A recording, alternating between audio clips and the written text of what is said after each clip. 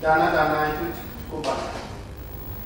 Yang mana selama ini kita tidak begitu mengetahui, itulah makanya dana-dana itu banyak terbuang atau terpakai untuk kegiatan-kegiatan yang tidak begitu.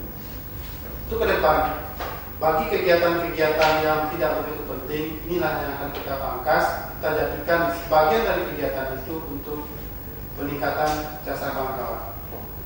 Sebagaimana kita selama ini kita rasakan, kalau yang namanya untuk mengajar atau berdiri di depan itu kan memakai waktu, memakan pemikiran yang sangat dalam demi terciptanya diri kita ini yang lebih berkualitas.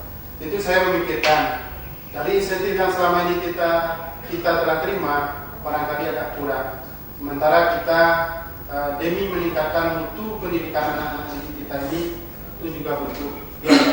Barangkali dari di sana nanti kita bisa usahakan. Jadi kepada bapak-bapak yang hadir, kalau seandainya saya terpilih nanti, inilah yang program-program yang akan kita coba. Di samping mahasiswa kita bisa dapat diterima, dapat memberikan pelayanan yang profesional kepada masyarakat, juga kita sebagai pendidiknya juga agak lumayan. Demikian. Ya, nampaknya mulai agak panas, di mana tadi pernyataan dari saudara Wasino dipantar oleh Pak Murad, dan dalam hal ini juga pertanyaan dari Bapak Made sebagai kandidat terhadap kandidat dari Pak Arno ternyata sudah terjawab, dan nampaknya kita belum bisa ambil voting ataupun untuk pelaksanaan pemilihan. Silakan Pak Yusdiaman. Terima kasih, selamat siang, selamat sejahtera. Berdasarkan dari pengajuan kami dari staf dosen bahwa kami mengajukan Pak Arno sebagai calon direktur perawatan ke depan. Pertama, mungkin dari segi masa kerja, Pak Arno baru 1 tahun mungkin, dan Pak Made sudah 20 tahun. Kenapa kami mengandalkan dari Pak Arno ini? Yang pertama, ini tamatan sarjana S1 yang baru tahun kemarin. Jadi dari sudut pendidikan dia adalah fresh, masih segar ingatannya. Kemudian dari perkembangan teknologi sesuai dengan visi dan misinya tadi, bahwa mungkin ke depan Pak Arno ini akan menjalin kerjasama dengan pihak Singapura, menjalin kerjasama dalam hal pembelajaran. Jadi tidak sia-sia nanti tamatan kita. Jadi Pak Arno ini lebih potensial, dia sangat menguasai teknologi. Dibanding 20 tahun yang lalu, teknologi yang masa itu tidak berlaku pada saat sekarang. Bukan kami menyepelekan pihak calon Pak Made. Jadi walaupun mudah, dari sisi rekrutmen harus kita bisa melihat dari berbagai sisi. Jangan kita pandang dari segi usia, dari segi umur, dari segi masa kerja, tapi mari kita lihat dari sisi profesionalisme. Kemudian dari visi dan misi dari Pak Made tadi, sasarannya cuma kalau kami melihat adalah hanya mengarah kepada dosen. Tidak ada visi untuk mahasiswa. Jadi saya rasa ini mungkin ada ke depan yang nanti tinggi KKN-nya dengan pihak-pihak yang berkuasa. Sedangkan kalau kita lihat dari visi Pak Arno tadi, bahwa selain daripada dosen penambahan insentif, dia sangat mengimplementasikan daripada Tridharma perguruan tinggi. Yang maksudnya bahwa untuk pengabdian ke masyarakat tidak perlu langsung ke masyarakat, tapi pengabdian dulu kepada mahasiswa, dan dengan kurikulum nanti berbahasa Inggris lebih dioptimalkan kepada mahasiswa.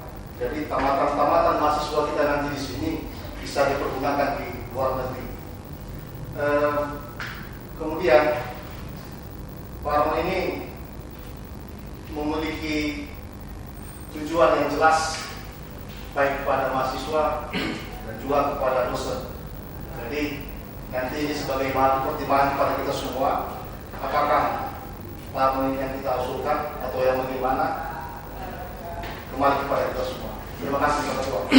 Terima kasih Pak Yusdiaman. Ternyata dari Pak Arno, Pak Yusdiaman mengatakan bahwa rencana ke depan Pak Arno ini diharapkan membawa akademi atau membawa fakultas keperawatan ke MOU ya, ke Singapura. Bahkan untuk membekali itu beberapa bahasa Inggrisnya lebih diutamakan sehingga nantinya pasarnya daripada keperawatan itu sendiri bisa keluar hingga membawa dari institusi itu sendiri nama baik.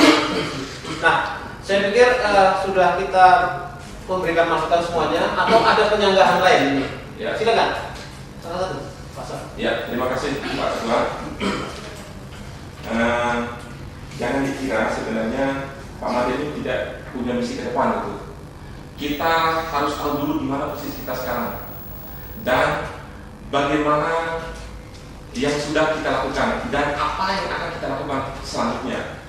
Pada saat ini kita harus mensukseskan itu program global namanya MDGs itu, Millennium Development Goals, yang harus dipenuhi dan harus diterapkan oleh semua instansi baik swasta maupun pemerintah.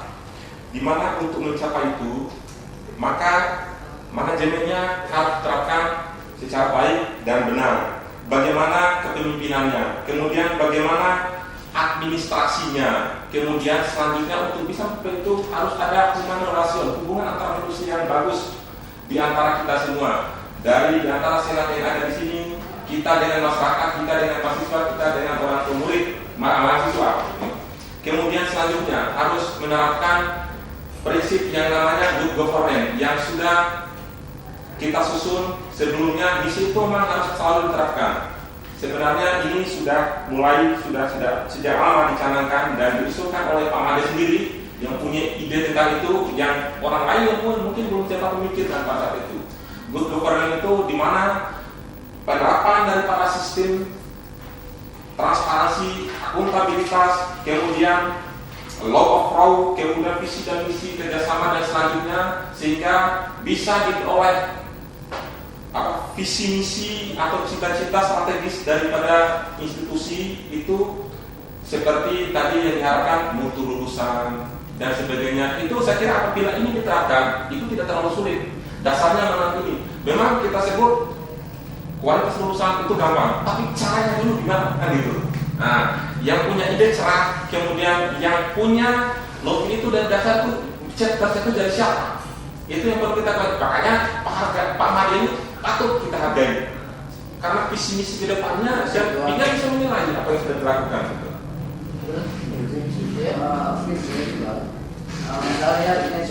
Mungkin bagaimana Pak Sab? Sudah cukup? Oh iya, silakan.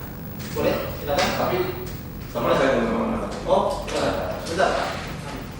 Mungkin saya menambahkan sedikit apa yang tadi juga disampaikan sama Pak Arnold, bahwa Pak Yusuf berusaha itu dalam misinya Pak Arnold itu akan bekerjasama dengan pihak luar negeri, misalnya Singapura. Apakah tepat dalam keadaan misalnya sekarang ini sekolah kita masih dalam keuangan, masih dalam keadaan kolaps, secara kolaps gitu ya. Kemudian membebani orang tua gitu ya. Kemudian kedua, apakah menjamin nantinya mutu lulusan daripada sekolah ini? Karena kita Ya, sedikit Pak Ketua. Ya. Kami pertama Sudah cukup? Silakan Pak Yus. Bapaknya sudah mulai panas ini. Kenapa kami terlalu optimis untuk menjalin kerjasama dengan pihak luar? Yang pertama dulu kami sudah merencanakan akan